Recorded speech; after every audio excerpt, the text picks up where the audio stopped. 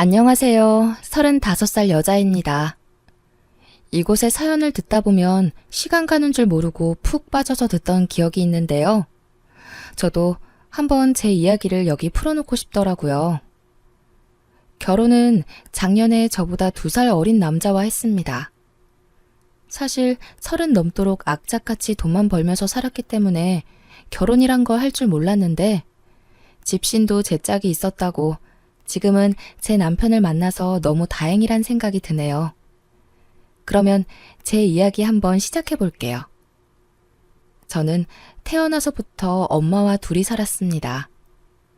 세상에 태어났을 때부터 저한테 가족은 엄마 하나였고 아빠 얼굴은 기억도 안 나요. 친구들은 다 아빠가 있다는 걸 알게 되고 그제서야 저희 집이 좀 특이하다는 걸 알게 되었네요. 저희 아빠는 제가 아주 어릴 때 갑자기 멀리 떠나셨대요. 지금 생각하면 엄마도 엄청 젊은 나이셨는데 요즘 나이 10대 중반이면 아직 어린 티가 많이 나잖아요. 엄마도 많이 힘들었을 텐데도 저를 포기하지 않으셨습니다. 다른 어머님들도 그렇겠지만 저희 엄마는 저를 위해 모든 걸 헌신하셨어요. 친가 쪽은 교류하는 사람이 아예 없었고요. 외가 쪽은 외삼촌들이 있었습니다. 어릴 적 기억에도 언제나 엄마한테 돈 얘기만 하던 사람들이었어요. 그래서 삼촌들이 집을 다녀가면 엄마는 항상 울었습니다.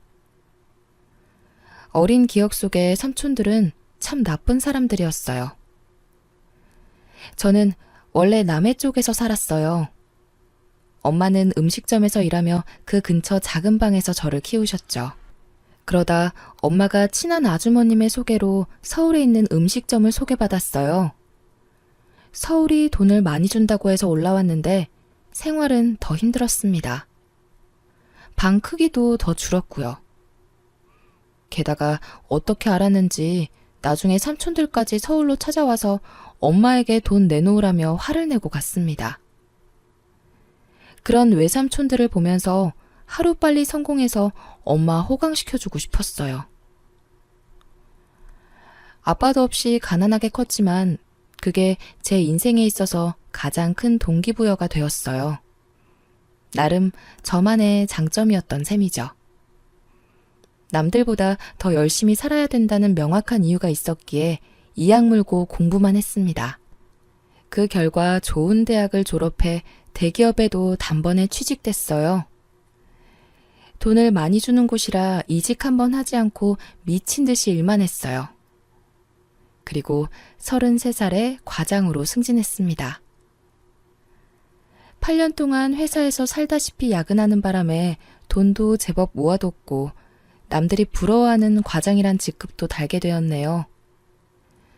하지만 서울의 집값이 워낙 비싸서 엄마와 그동안 좁은 원룸에 살았는데요. 돈이 제법 모이자 당장 좋은 집부터 알아보기 시작했고 엄마한테 이제 음식점에서 힘들게 일하지 말라고 말했어요. 이제라도 딸 덕 좀 보고 살라고요. 집은 대출 조금 껴서 넓은 집에 이사 가는 데 성공했습니다. 앞으로 아무 걱정 없이 엄마랑 행복하게 지내면 될 줄 알았는데 어느 날 예상치 못한 불청객이 찾아왔습니다. 바로 작은 삼촌이었죠. 오랜만에 작은 삼촌 얼굴을 보자마자 돈 내놓으라며 호통치던 옛날 기억이 나서 소스라치게 놀라고 말았습니다. 거의 5년 만에 본 것 같은데 왜 찾아왔냐고 이유를 물어보니 이혼하고 살 곳이 없어서 저희 집에 같이 지내면 안 되겠냐고 대뜸 부탁하러 온 거였죠. 너무 소름 끼쳤습니다. 저는 끝까지 듣지도 않고 바로 부탁을 거절했어요. 그리고 저는 엄마에게 화내고 말았어요. 뭐하러 외삼촌한테 집 주소를 알려줬냐고 말이에요. 그동안 당했던 일들은 감쪽같이 다 잊었냐며 눈물까지 흘리면서 따졌습니다. 엄마는 그저 자랑하고 싶었대요. 내 딸이 이렇게 좋은 집까지 구해줘서 기분이 좋아서 말해줬대요. 근데 5년 동안 하나도 변하지 않는 작은 삼촌을 보니 생각이 짧았다며 후회하셨습니다. 그런데 며칠 뒤 이제 큰 삼촌까지 찾아왔어요.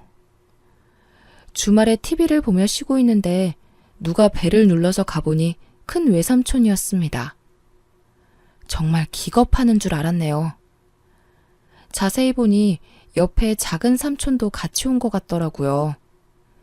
그 깡패 같은 성격 어디 안 갔는지 무례하게 복도에서 빨리 문 열라며 시끄럽게 하는 바람에 결국 열어주고 말았습니다. 큰 외삼촌은 아주 제 집처럼 거실에 들어오더니 이곳저곳을 못질하는 사람처럼 살펴보기 시작했어요. 가구는 어떻고 벽지 상태까지 일일이 다 살펴보더군요. 그러더니 자기 혼자 거실 바닥에 앉아서 저와 엄마를 불렀습니다. 그리고는 정말 충격적인 말을 내뱉더군요. 지민이 이제 성공했나 보네? 과장도 달았다며? 이 넓은 아파트에서 사는 거 보니 그 말이 진짜인가 보네. 외삼촌이 여길 왜 왔냐면 말이야. 지민이 너도 머리가 컸으니 알 거 아니야. 원래 가족끼리는 여유 있는 사람이 돈도 주고 그래야 해. 삼촌이 너 키워준 값 받으려고 이런 말 하는 거 아니다. 그런데 사람이 염치가 있으려면 받은 만큼 돌려줄 줄도 알아야 하는 거야. 이야기를 들어보니 제가 갓난아기 때 엄마가 저를 안고 친정집으로 갔다고 해요.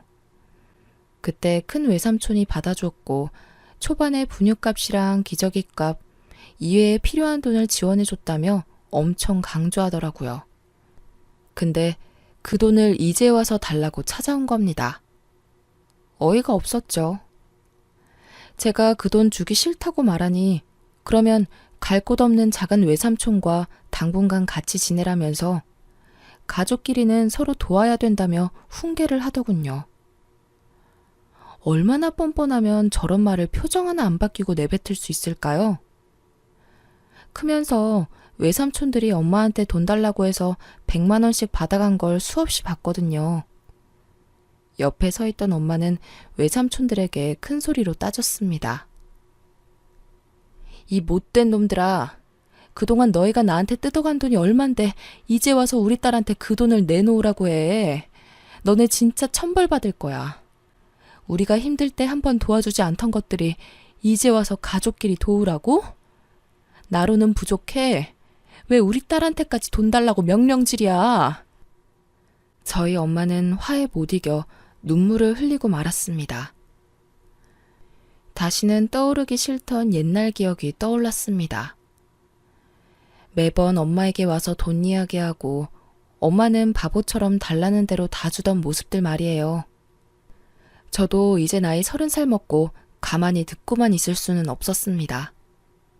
소리를 미친 듯이 지르기 시작했어요.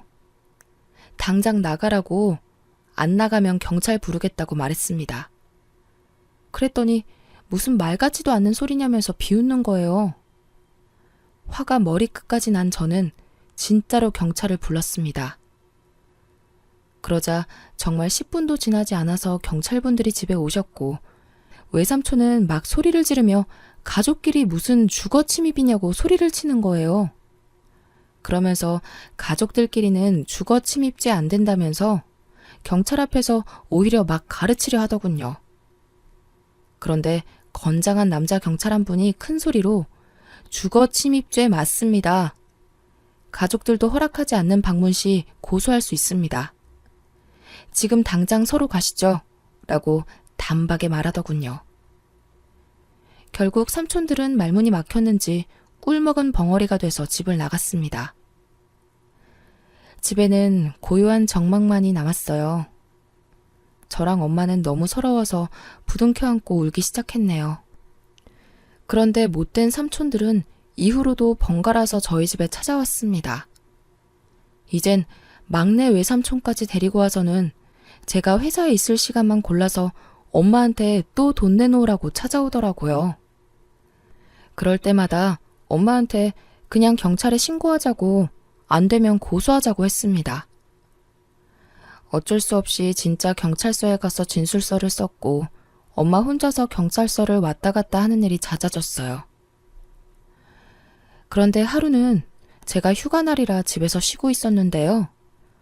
엄마가 아침부터 부지런히 음식을 하고 있는 거예요. 그래서 물어보니 경찰분들 힘들 텐데 우릴 위해서 고생하니까 반찬 몇 가지 만들어서 주러 가는 거라고 하더라고요. 처음엔 그런가 보다 하고 신경 안 쓰고 있었습니다. 그런데 나중에 알고 보니 엄마는 그때부터 열심히 사윗감을 찾고 계신 거였죠. 엄마는 전부 계획이 있었나 봐요. 아무튼 한 달 동안 잠잠하다가 어느 주말에 또 벨이 울리길래 설마 하고 밖을 봤는데 큰 외숙모가 서 있었습니다. 너무 어이가 없어서 문을 열지도 않고 인터폰으로 왜 왔냐고 물어봤어요. 그랬더니 저한테 엄청 반가운 척하면서 얼굴 보러 왔다면서 웃는 거예요. 외숙모 한 분만 있는 줄 알고 문을 열었더니 그제서야 뒤에 숨어있던 삼촌들 3명이 나란히 등장하더라고요. 이번에 아예 짐까지 싸서 눌러앉을 작정으로 온 것 같았습니다. 이혼당한 작은 외삼촌은 갈 곳이 없어서 그동안 큰 외삼촌 집에서 함께 살았나 봐요. 그것 때문에 외숙모가 폭발해서 짐까지 다 싸게 해서는 저희 집으로 왔더라고요. 그러면서 그 커다란 짐을 들이밀고는 작은 외삼촌 좀 잠시만 지내게 하자고 하는데 너무 어이가 없어서 절대 안 된다고 현관을 못 넘어오게 막았습니다. 나중에는 저를 밀치면서 들어오려고 하더라고요. 그때 엄마가 뒤에서 누군가에게 전화를 하는데 그땐 경황이 없어서 그냥 경찰에 신고하나 생각했어요.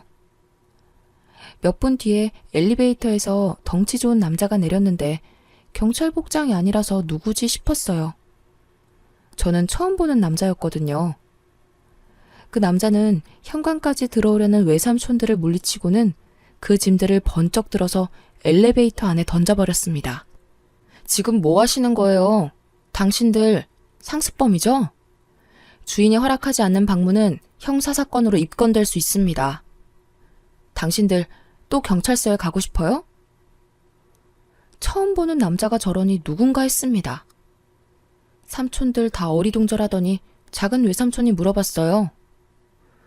당신은 누구신데 남의 집안일에 나서? 착한 일 하는 건 알겠는데 우린 가족이라 평화롭게 해결하려는 거니까 그쪽은 그냥 모른 척하고 갈 길이나 가슈. 작은 외삼촌의 말에 그 남자는 주머니 속에 자신의 신분증을 꺼냈고 저희한테 경찰 공무원 신분증을 떡하니 보여주더라고요. 그제서야 저번에 도와주신 경찰관이신 걸 알았습니다. 외숙모랑 외삼촌들 전부 신분증을 확인하자 곧바로 조용해지더라고요. 결국 한마디도 못하고 전부 나갔습니다. 그들이 엘리베이터 타는 것까지 확인하자 저는 그대로 현관에 주저앉았어요. 집에 못 들어오게 막느라 정말 온 힘을 다 썼거든요. 근데 엄마는 뒤에서 웃고 계셨어요. 엄마가 찬물을 한 잔 가져왔는데 저에게 주는 건 줄 알았거든요. 근데 저는 쳐다도 안 보고 저를 지나치더니 그 경찰관 아저씨에게 주더라고요. 너무 고맙다고 하면서 엄마가 그 남자한테 계속 칭찬을 하는데 누가 누구 자식인지 모르겠더라고요. 그날 저녁부터 엄마는 그 경찰관 칭찬을 끊임없이 했습니다. 지민아, 요즘 사람답지 않게 참 바르고 착하지 않더니? 어쩜 사람이 저렇게 말끔하게 잘생겼는지. 엄마는 저렇게 잘생기고 어깨 떡 벌어진 남자가 우리 사이였으면 좋겠어. 그런데 뭐 제가 봤을 땐 키도 작고 떡두꺼비 같이 생겨서 사복 입고 들어오니 경찰관인 줄 전혀 모르겠더라고요. 처음엔 엄마 말을 듣고도 별 생각이 없었습니다. 그러던 어느 날 회사에서 일하고 있는데 뜬금없이 엄마 번호로 전화가 왔어요. 그래서 받았는데 웬 남자 목소리가 들리더군요.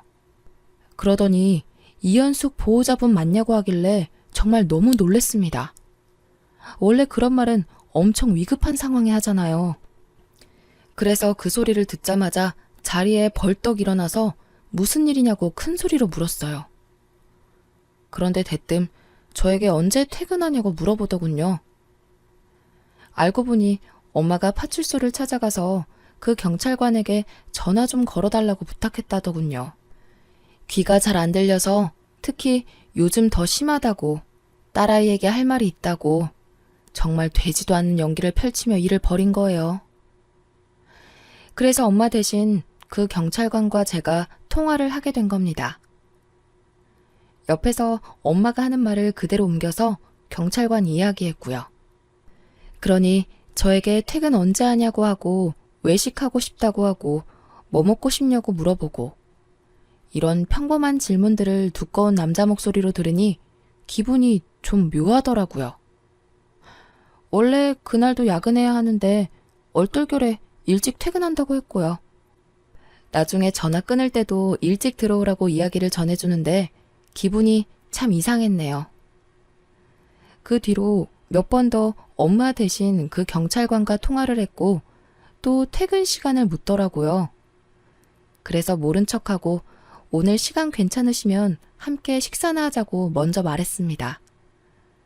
그랬더니 옆에서 엄마가 손뼉치는 소리가 크게 들리더라고요. 그렇게 식사를 같이 했고 그 뒤로도 몇 번 더 만나서 엄마랑 셋이서 외식을 했어요. 나중에는 자기가 대접하겠다고 저에게 먼저 연락하기도 했고요. 근데 언제부턴가 엄마가 입맛이 없다고 하시질 않나, 한 번은 무슨 점심을 오후 5시에 먹었다면서 배부르다고 하질 않나, 그냥 둘이서 식사하라고 약속 시간 5분 전에 갑자기 통보하시더라고요. 결국 둘이서 식사하게 되었습니다. 그렇게 자연스럽게 데이트를 하게 되었네요. 사실 그동안 연애 경험이 전혀 없었고 연애를 어떻게 하는 건지도 잘 몰라서 매번 밥만 먹고 들어왔거든요. 밥만 먹고 일찍 들어오면 엄마가 계속 저한테 화내면서 집에 꿀 발라놨냐고 속상해 하시는 거예요. 그러다 한 번은 엄마가 먼저 셋이서 밥 먹자고 저희 둘을 부르셨어요. 그때 그 경찰관 앞에서 정말 무안할 정도로 제 자랑을 심하게 하시더라고요. 식사를 마치고 돌아오는데 아파트 건물 앞에 외삼촌 둘이 기다리고 있더군요. 근데 확실히 덩치 있는 남자와 함께 걸어다니니 든든하긴 했습니다. 외삼촌들은 엄마를 보자마자 득달같이 달려왔고 대뜸 돈 이야기를 꺼내길래 제가 더 단호하게 싫다고 말했습니다. 그리고는 저도 모르게 슬쩍 경찰관 뒤로 숨었습니다. 보니까 엄마는 진작에 경찰관 뒤에 착 붙어 계시더라고요. 아니, 또 저 남자랑 있는 거야? 대체 그쪽은 누구길래 계속 붙어 있는 거야? 경찰관이면 경찰답게 국가를 위해서 일을 하라고. 그때 엄마가 본심을 드러내셨어요. 우리 사위 될 사람이다, 왜? 앞으로 모든 일은 우리 모녀한테 이야기하지 말고 여기 경찰관을 통해서 말해.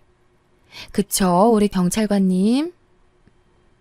엄마는 삼촌들한테 파출소 위치까지 말해주고는 경찰관 뒤로 숨더군요. 근데 웃긴 건 떡두꺼비같이 생긴 경찰관은 대뜸 자기 지갑에서 명함을 2장 꺼내더니 외삼촌들에게 한 장씩 나눠주기 시작했어요.